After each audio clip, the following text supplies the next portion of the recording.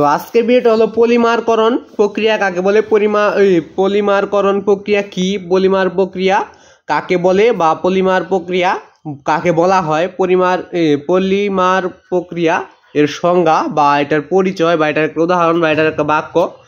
তো প্রশ্ন কিন্তু বিভিন্ন করতে পারে, তো নিচে এটার উত্তর রয়েছে। তো পলিমারকরণ প্রক্রিয়া যদি এই সম্পর্কে কোনো প্রশ্ন তোমাদের করে তাহলে ওইটার উত্তর দিতে পারবে, নিচে যে উত্তরটা দেওয়া আছে ওইটা শিখলে তোমরা এই পলিমারকরণ প্রক্রিয়া সম্পর্কে যত প্রশ্নই করো তোমরা উত্তর দিতে পারবে।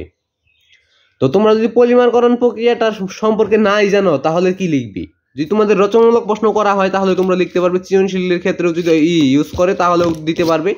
তো আজকে শুধু জানবো পলিমারকরণ কাকে বলে বা এটার সংজ্ঞা বা এটা বলতে কি বুঝো বা পলিমারকরণ প্রক্রিয়া কি। তো বিভিন্ন প্রশ্ন করতে পারে, উত্তরটা নিচে রয়েছে। উত্তরটা দেখার আগে তোমরা চ্যানেল নতুন হয়ে থাকলে চ্যানেলটা সাবস্ক্রাইব করে পাশে বেলুন কলসের উপর ভিডিওতে একটা লাইক করে দিবে, চ্যানেলটা কিন্তু অবশ্যই সাবস্ক্রাইব করবে।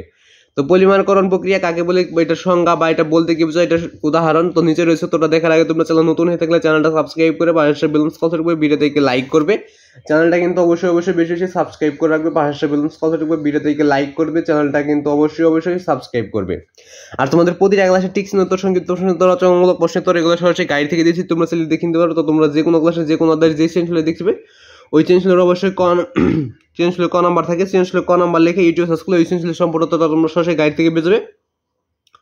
এবং সংক্ষিপ্ত প্রশ্ন লিখে ইউটিউব সার্চ করলে সংক্ষিপ্ত প্রশ্ন পেয়ে যাবে, রচনামূলক প্রশ্ন লিখে ইউটিউব সার্চ করলে রচনামূলক প্রশ্ন পেয়ে যাবে। এবং যদি তোমরা টিক চিহ্নের উত্তরগুলো সরাসরি গাইড থেকে দেখে চাও তাহলে যে অধ্যায় টিক চিহ্ন দেখতে বইদের প্রথম টিক চিহ্ন মানে 1 নাম্বার টিক চিহ্নের প্রশ্ন লিখবে। তারপর এই যে স্ক্রিনে একটা নাম দেখো এইচ.এম. হাসান, তো এইচ.এ.এস.এ.এন।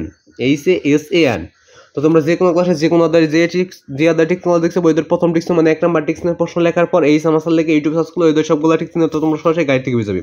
তো আমি আবার বলেছি যে অধ্যায় টিক চিহ্ন দেখছো বইদের প্রথম টিক চিহ্ন মানে 1 নাম্বার টিক চিহ্নের প্রশ্ন লিখবে, তারপর এইচ.এম. হাসান লিখে ইউটিউবে সার্চ করলেই ওই অধ্যায় সবগুলো টিক চিহ্ন তো তোমরা সরাসরি গাইড থেকে পেয়ে যাবে।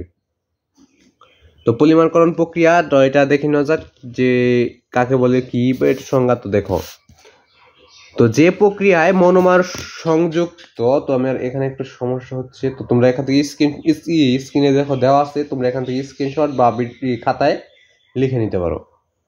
তো আমি বলেছি, তো যে প্রক্রিয়ার মাধ্যমে মনোমার সংযুক্ত হচ্ছে পলিমার তৈরি করা হয় তাকেই পলিমারকরণ প্রক্রিয়া বলে বা এটাই পলিমার প্রক্রিয়া বা এটাকেই পলিমারকরণ প্রক্রিয়া বলে। তো এটাই ছিল আজকের ভিডিও। তো যে আমি আবার আরেকবার বলে ভিডিওটা অফ করে দিচ্ছি, যে প্রক্রিয়ার মাধ্যমে মনোমার সংযুক্ত করে পলিমার তৈরি করা হয় তাকেই পলিমারকরণ প্রক্রিয়া বলে। তো আজকে ভিডিও ভালো লাগলে চ্যানেলটা সাবস্ক্রাইব করে পাশে বেলুন কলার উপরে ভিডিওটাকে লাইক করে দিবে।